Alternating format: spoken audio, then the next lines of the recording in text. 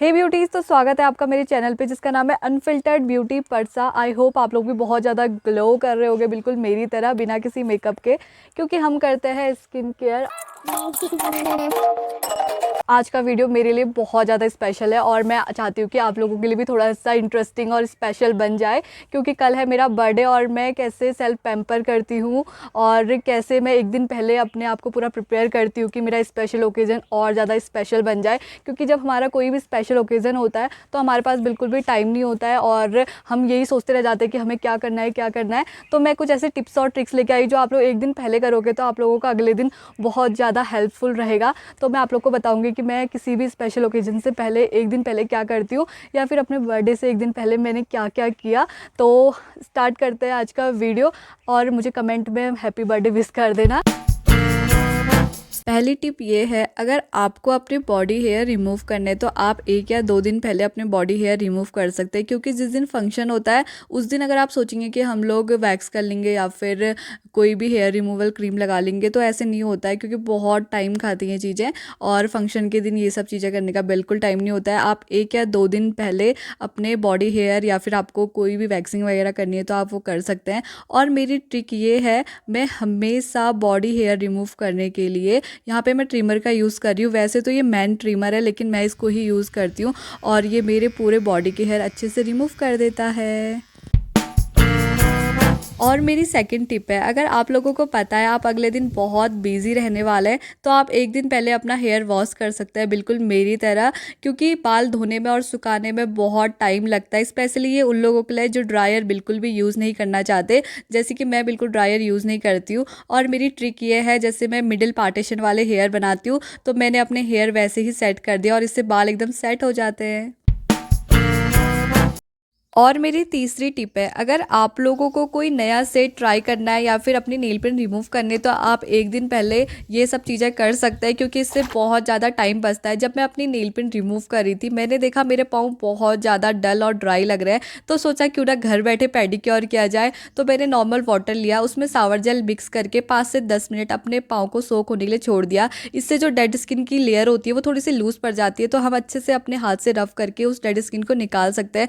यहाँ पे मेरे पास ये 10 से 20 रुपए वाला पत्थर पड़ा था जो कि मैंने लोकल मार्केट से लिया था। इससे पाँव बहुत अच्छे से साफ़ हो जाते हैं, तो मैं यही ट्राई कर रही थी अभी। और उसके बाद मैंने स्क्रब अप्लाई किया, इससे डेड स्किन की लेयर काफ़ी अच्छे तरीके से निकल जाती है। जैसे हम अपने फेस पे करते हैं तो वैसे हम पाँव की भी केयर कर सकते हैं। स्क्रब करने से डेड स्किन तो रिमूव हो गई है, लेकिन अब है नेल्स की बारी। अगर आप लोगों के पास टूल नहीं है तो मैं आप लोगों को एक ट्रिक बताती हूँ।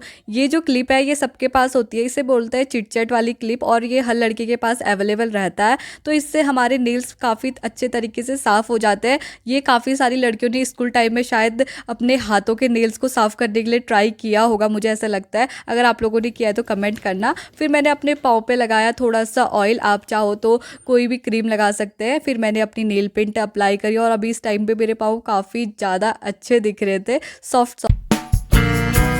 फोर्थ स्टेप बहुत ज़्यादा इजी और इम्पॉर्टेंट है हाइजीन पर्पज़ से भी। मैं हमेशा अपने राइट हैंड के नेल्स कट करती हूँ। आज बहुत ज़्यादा ग्रो हो रहे थे तो उन्हें कट करा और लेफ्ट हैंड पे नेल पेंट अप्लाई करी।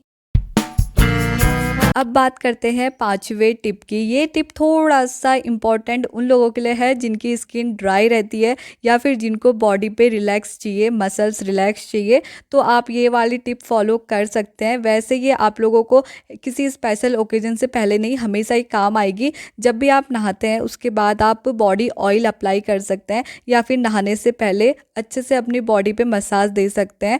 यहाँ पे मैं वैसे तो बॉडी ऑयल ही अप्लाई करी हूँ, लेकिन जो मस्टर्ड ऑयल होता है वो बहुत ज़्यादा अच्छा होता है, तो आप वो भी अप्लाई कर सकते हैं। मैंने आप लोगों को जितनी भी अभी तक टिप और ट्रिप बताई हैं तो आप उसमें से कुछ भी 1-2 चीज़ें फॉलो कर सकते हैं जिससे आपका टाइम बच सकता है। मैं हमेशा इसमें से जो बाल धोने वाला स्टेप है ना वो मैं हमेशा करती हूँ, क्योंकि उसमें ही मुझे बहुत ज़्यादा टाइम लगता है, क्योंकि सूखने सुखाने वाली चीज़ों में बहुत टाइम लगता है। और यहाँ पे अगर आप देखोगे मैं अपने बॉडी पे, पूरी बॉडी पे ये ऑयल अप्लाई करती हूँ। यहाँ पे तो मैं सिर्फ अपने हाथ पे दिखा रही हूँ, लेकिन आप चाहो तो पूरी बॉडी पे अप्लाई करो, आपको बहुत ज़्यादा रिलैक्स फील होगा। अब हम बात करेंगे हमारे छठे स्टेप की। ये स्टेप बहुत ज़्यादा इम्पॉर्टेंट है स्पेशली मेरे लिए। मैं आप लोगों को कुछ टिप भी दूंगी, उससे पहले मैं बताती हूँ। एक टाइम था जब मुझे उतना ज़्यादा नॉलेज नहीं था।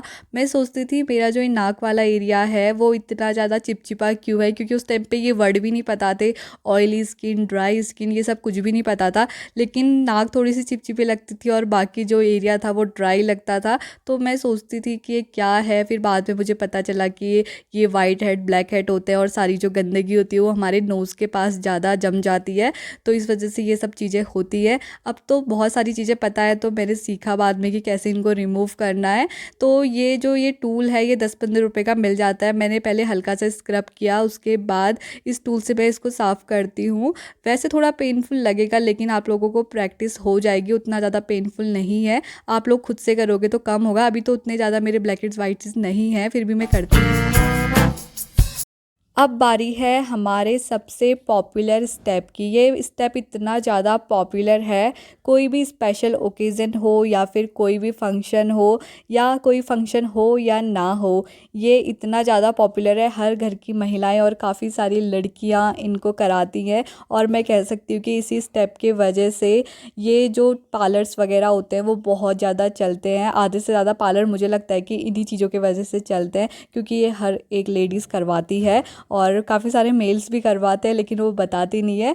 तो यहाँ पे मैं अपने अपर लिप्स कर रही हूँ। काफ़ी सारे लोगों को अपर लिप्स का ज़्यादा उतना शौक नहीं होता जितना आईब्रोज़ की जो थ्रेडिंग होती है उसका शौक होता है, लेकिन मैं अपने आईब्रोज सेट नहीं करती हूँ, क्योंकि मेरे बाई बर्थ ही ऐसे और मुझे ऐसे ही अच्छे लगते हैं। तो मैं अपने अपर लिप्स ऐसे ही रिमूव करती हूँ। ये जो नॉर्मल सिलाई वाला थ्रेड है, मैं उसी से अपने अपर लिप्स कर रही हूँ। मुझे बहुत ज़्यादा प्रैक्टिस हो गई है और इस थ्रेड की वजह से कटता नहीं है, तो मैं अपने हाथों से ही अपने घर पे कर लेती हूँ। बाकी सारे लोग पार्लर जाते हैं और इस स्टेप के बारे में मैं कुछ ज़्यादा टिप्स नहीं दे सकती हूँ, क्योंकि ये स्टेप तो सबको पता है और सब लोग फॉलो भी करते हैं। किसी भी फंक्शन से पहले उनको पार्लर जाना ज़रूरी होता है, स्पेशली अपने आईब्रोज सेट करने। अब बारी है लास्ट टिप की। मैंने अपना पूरा जो बॉडी केयर वाला रूटीन था कह सकते हैं वो बता दिया कि मैंने अपने बर्थडे से एक दिन पहले क्या किया, लेकिन फेस भी बहुत ज़्यादा डिहाइड्रेट हो रहा था, तो हमने यहाँ पे सीट मास्क लगा रखा है। और ये सीट मास्क है गार्नियर का, ये खोलते वक्त थोड़ा सा फट गया था। और मेरे चैनल को सब्सक्राइब करके जाना, लाइक शेयर एंड सब्सक्राइब कर देना। उससे पहले मैं बताती हूँ आप लोगों को ये सीट मास्क के साथ मुझे कितना ज़्यादा स्ट्रगल करना पड़ा। तो मैंने सीट मास्क निकाला, उसके बाद ये खुल ही नहीं रहा था, सच में इतना ज़्यादा टफ था। और ये गार्नियर का था। इसमें आप लोग को, वैसे तो ये ड्राई स्किन वालों के लिए नहीं है, ऑयली स्किन के लिए है, लेकिन मेरे पोर्स थोड़ा सा ओपन हो रहे थे, तो मैंने ये वाला ही सीट मास्क यूज़ करा। इससे पोर्स कहते हैं कि श्रिंक हो जाते हैं, मुझे ज़्यादा पता नहीं है, लेकिन उसमें लिखा हुआ था, तो मैंने ये वाला ही यूज़ कर लिया गार्नियर का। ये लगाने के बाद मैं सच बताऊँ तो मुझे ना रात को थोड़ा सा बुखार आ गया था, क्योंकि ये इतना ज़्यादा ठंडा ठंडा सा था। और मैं दिन भर आज सूट पे लगी हुई थी, सुबह से शाम तक मैंने आप लोगों को थोड़ी सी टिप्स एंड ट्रिक्स बताई। तो पता नहीं क्यों बर्थडे की जो रात थी उस टाइम पे मुझे फ़ीवर हो गया था, वो मैंने अपने ब्लॉग चैनल में दिखाया है।